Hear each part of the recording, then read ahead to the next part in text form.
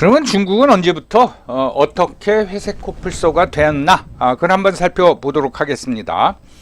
여러분, 중국의 부동산이 거품이다, 과열이다 그러지만 그거의 본격적인 시작은 한 15년 정도밖에 안 됩니다. 그러니까 부동산과 인프라에 대한 과잉 투자가 본격화된 게 2008년서부터입니다. 물론 그전에도 부동산 분야와 인프라에 투자는 했지만은 엄청난 자금을 2008년서부터 쏟아붓기 시작했습니다. 왜 그러냐면은 2008년에 글로벌 금융위기가 일어나니까 전 세계 주요 국가들의 경기가 침체가 됐죠.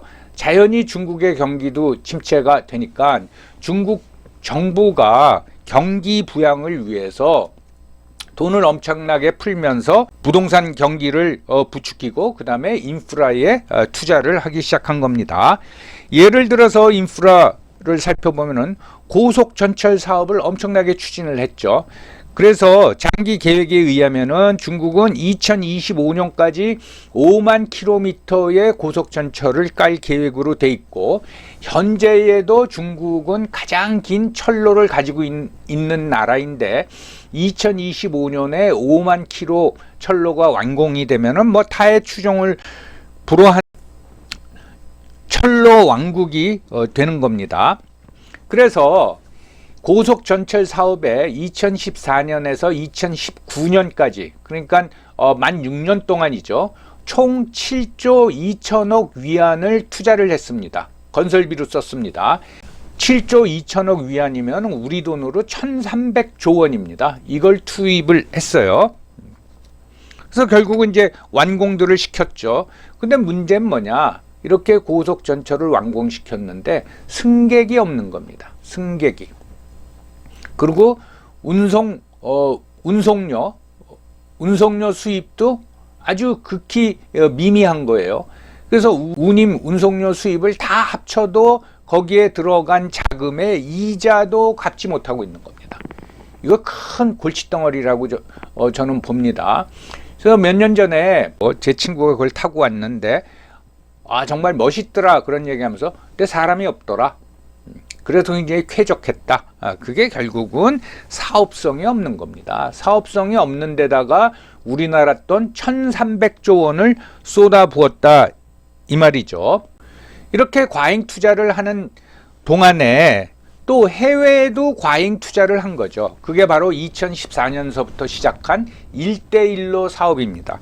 정확히 그 사업에 얼마가 들어갔느냐? 그건 중국 정부가 밝히지 않는데 외부 전문가들이 추산했을 적에 9,300억 달러, 약 1조 달러가 들어갔을 것이다 라고 이제 추산하고 있습니다. 근데 문제는 이게 투자비를 회수하기가 거의 불가능해진 상태라 이겁니다. 이거는 이제 차관 형식으로 개발도상국가에 제공을 했는데 그 아프리카나 그 등지에 있던 개발도상 국가들은 중국이 돈을 준다니까 이게 이제 꿔주는 걸 모르고 그냥 덜컥 받아가지고 막 쓴 거죠. 그러다 보니까 이걸 갚지를 못하고 있는 겁니다. 그래서 중국 1대1로 사업 차관을 받은 개발도상국 한 30여 개국이 상환을 못해가지고 지금 국가부도에 직면해 있고 IMF에 구제금융을 신청해 놓은 상태입니다. 그러니까 1조 달러도 뭐 거의 다 날라가 버렸다. 그렇게 이제 판단하면 되겠습니다. 그래서 이런 일이 2008년서부터 지금까지 진행되다 보니까 어떤 결과가 왔냐? 자, 빈집이 1억 채라 그랬어요. 이것도 날이 갈수록 점점 늘어납니다. 뭐 최근에는 1억 3천만 채라 그러는데 그냥 1억 채. 그리고 경기가 위축되다 보니까 금년 들어서 중국의 수출과 수입이 감소하고 있습니다. 수출 감소도 심각하고 수입 감소도 이건 굉장히 심각한 거죠. 수출이 안 되니까 수입이 감소하는 겁니다. 그러면서 제조업 분야가 이제 위축이 되다 보니까 실업률이 이제 폭등을 했죠. 그래서 요전에 이제 젊은이 청년 실업률을 발표하다가 너무 심각해지니까 이제는 아예 정부가 발표하지도 않고 있는 거죠. 그러면서 무슨 현상이 일어나느냐? 지금 경기 부양을 위해서 중국이 이제 저금리를 유지하고 재정 확대, 돈을 막 풀고 있는데 디플레이션 현상이 일어나고 있습니다. 이건 굉장히 심각한 경기 침체라는 거를 말해주는 거죠. 그리고 요전 영상에서도 잠깐 제가 언급한 적이 있지만은 고령화는 또 급속히 진전되고 있습니다. 그래서 현재 중국 인구 14억 명 중에서 고령 인구가 2억 명인데 이 숫자가 급격히 늘어나고 있다, 그 말씀입니다. 상당히 심각한 상황이죠. 그러면 우리는 이러한 회색 코뿔소화된 중국을 언제 감지했어야 되냐, 그리고 우리는 어떻게 언제부터 대비했어야 되느냐, 그걸 한번 살펴보도록 하겠습니다.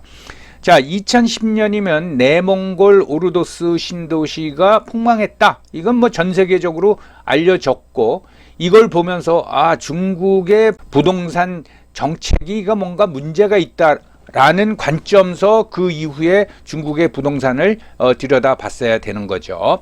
그리고 이제 우리나라 입장에서는 2016년에 우리나라 이제 사드 배치를 하고 중국이 뭐 한한령을 내리면서 사드 보복을 했을 적에 롯데마트 그냥 가서 다 때려 부시고 그러지 않았습니까? 이때 이거는 중국은 자유시장 경제가 아니로구나.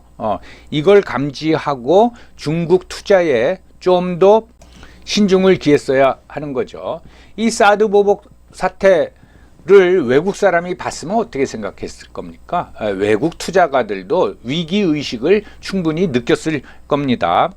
그리고 2018년에 미중 무역 전쟁이 일어나고 조금 지나고 난 후에 이게 미중 패권 전쟁이로구나. 즉 무슨 얘기인가 하면은 지난 20년 동안 우리 경제의 활력소가 되었던 미국과 중국의 밀월 관계가 이제 끝났구나. 이게 이제 저는 이제 세계 질서의 변화라고 하는데 여기에 우리는 어떻게 대처해야 될 것인가 라는 관점에서 들여다봤어야 하는 겁니다. 그리고 2020년 제로 코로나 정책, 인구 1000만 명이나 되는 도시를 그냥 완전 봉쇄해버리면 그 안에 있는 사람들은 어떻게 먹고 살라는 겁니까? 이게 진짜 중국 정권이라는 게 무지막지한 정권이로구나 라면서 조심했어야 되는 거죠. 이렇게 언급한 기간 동안에 또 무슨 일이 일어났습니까? 홍콩 시위를 탄압을 하는 거죠. 그래서 일국 양제 시스템을 없애버렸죠.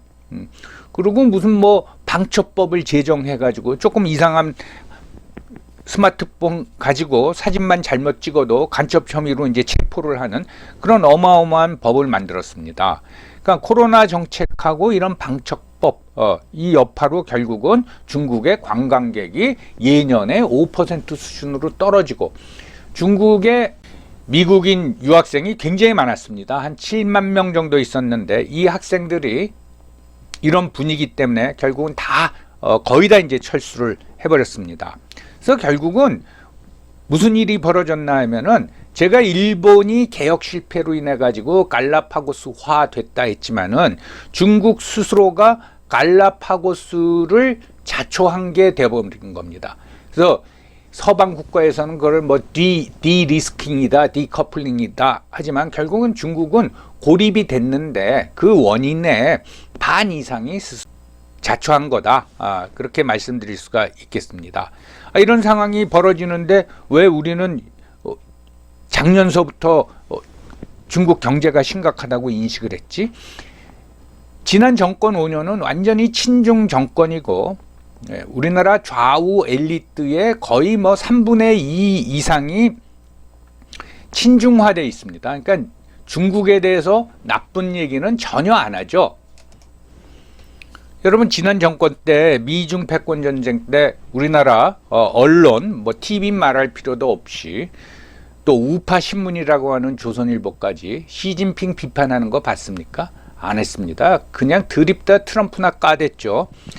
최근에 들어와서 조금 바뀐 논조를 보이고 있는데 이렇듯이 중국의 회색 코뿔소 위기가 전속력으로 달려 나오고 있는데 우리는 그거에 대해서 전혀 우리나라 언론이나 지식인들이 지적을 안 한 겁니다. 그러면서 오히려 중국에 투자해라, 동학개미 서학개미 그러더니 중학개미까지 나오고 이 와중에서도 요 위기만 코로나만 벗어나고 중국이 리오프닝 하면은 경제 성장이 급속히 일어나고 미국을 금방 추월할 것이다.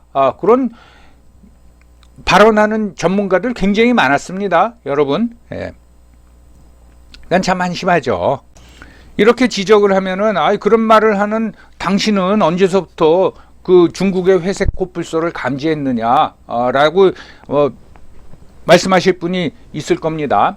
그 내용을 조금 제가 설명을 드리면은 제가 중국을 한 10여 차례 다녀왔습니다. 예, 그 중국 방문은 대부분 한 차례만 빼놓고는 전부 다 소위 말해서 비즈니스 출입, 그러니까 공무로 다녀온 거죠. 한 차례만 관광으로 다녀왔습니다. 그래도 백두산을 한번 봐야지. 그래서 오래전에 이제 백두산을 지인들하고 구경하고 뭐 고구려 유적, 뭐 광개토 대왕비도 보고 온 적이 있습니다. 그거 말고는 저보다 비즈니스 출입으로 갔다 왔는데, 공무로 가면 주로 만나는 사람이 거기 교수, 학자, 그 다음에 이제 시 당국자, 이런 사람들을 만나는 거예요. 그런데 제가 2013년 말로 기억하는데 한 12월 정도 됐습니다. 중국에 갔다가 제가 좀 깜짝 놀랐습니다. 뭘 보고 놀랐나 하니까, 그때 이제 시진핑 주석이 중국몽을 선포하고 얼마 안 됐을 때인데 주요 건물이나 길거리에 그 중국몽 구호가 다 붙어 있는 거예요. 뭐 쉬운 한자로 돼 있으니까 그 내용은 충분히 이제 이해할 수 있었고, 그리고 뻘겋고 노란색으로 도배돼 있는데 그걸 보면서 약간 섬뜩한 생각이 들었습니다. 왜 섬뜩한 생각이 들었느냐, 일종의 데자뷰죠. 뭐냐면 우리나라도 70년대 유신 선포하면서 그 유신 구호가 길거리에 다 붙지 않았습니까? 또 5공화국 초기에도 무슨 정의사회 구현 이런 구호가 서울 시내 곳곳에 붙어 있었단 말이죠. 그런 분위기가 연상이 되는 거예요. 그러면서 야, 이거는 중국이 다시 60년대 문화혁명으로 돌아가려고 그러나, 그런 좀 섬뜩한 느낌을 받고 돌아왔습니다. 그런데 이제 그 중국서 섬뜩한 느낌을 받고 돌아온 그 얼마 안 돼 가지고 중국이 1대1로를 본격적으로 추진을 하지요. 그러면서 뭐 이태리도 가입을 하고 독일도 관심이 있다 그러고 심지어 영국도 우리도 관심이 있다, 이런 의사표명하는 걸 보면서 저건 아닌데, 저건 미국에 대한 정면 도전이고 미국이 가만히 있지 않을 텐데 이건 심각하다. 그래서 국제 정치 관점에서 이제 중국하고 관련된 사안들을 들여다보기 시작했습니다. 그러다가 2016년에 사드 보복을 보고 저건 심각하다, 저 정도까지 할 일은 아니다 라는 생각이 들었고, 드디어 2018년에 미중 무역전쟁이 일어나고 미중 패권전쟁이 일어나면서 이건 세게 붙었구나, 이건 이제 중국에 대해서 우리가 좀 더 관찰할 필요가 있다 해서 제가 그때부터 이제 중국 관련 자료를 본격적으로 들여다 봤습니다. 그러다 보니까 저는 중국이 좀 이상해졌다 라는 걸 한 10여 년 전에 이제 느끼고 그 관심도를 점점 높였다, 그 말입니다. 뭐 작년서부터 중국 경제가 위기다, 그러니까 제가 뭐 그냥 이런 자료 모아 놓고서는 중국이 회색 코뿔소다 그렇게 말씀드리는 거 아닙니다. 그리고 좀 더 장기적으로 한번 여러분들 거시적으로 한번 생각해 보시죠. 2020년에 중국의 1인당 국민소득이 1만 불을 돌파했다고 정부가 발표를 했습니다. 시진핑이 발표하면서 이제 샤오캉 사회에 들어섰다. 즉 무슨 소린가 하면은 중산층 사회에 들어섰다라고 하면서 중국의 중산층이 3억 명인데 이들이 국민소득이 3만 불 이상이다 라고 이제 자랑을 했습니다. 중국 인구의 3억 명이 중산층이다. 그러면 한 20%가 중산층이고 그들의 소득이 3만 불 이상이다. 이건 미국 규모입니다. 미국 규모. 예. 이게 말이나 되는 얘기입니까? 예. 그런 발표를 하고 얼마 안 있어서 시진핑 밑에서 당시 총리를 지냈던 리커창이 뭐라고 받아쳤냐면은 무슨 소리냐, 샤오캉 사회 웃기지 말아라. 중국인 6억 명, 즉 전체 인구의 약 40%가량이 월 소득이 1,000위안밖에 안 된다. 당시 환율로 따지면 17만 2,700원이다. 무슨 말입니까? 3인 1가구면은 한 가구가 월 50만 원 정도 가지고 산다는 거예요.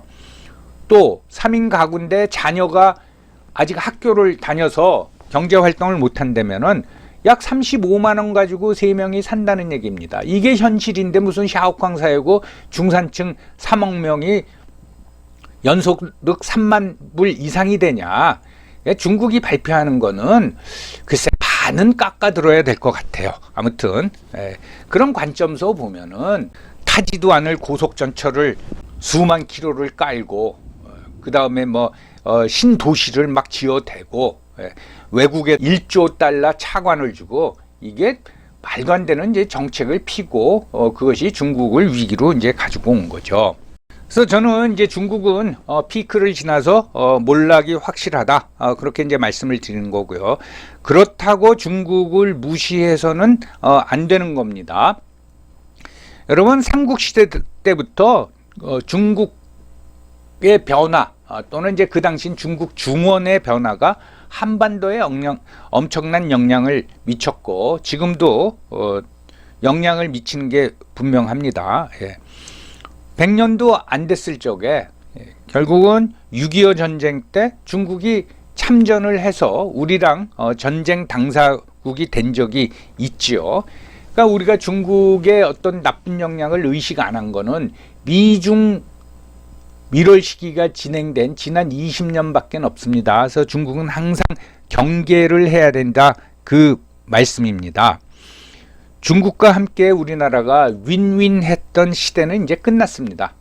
중국도 새로운 시대에 들어섰고 우리나라도 새로운 방향을 이제 모색할 때가 됐습니다.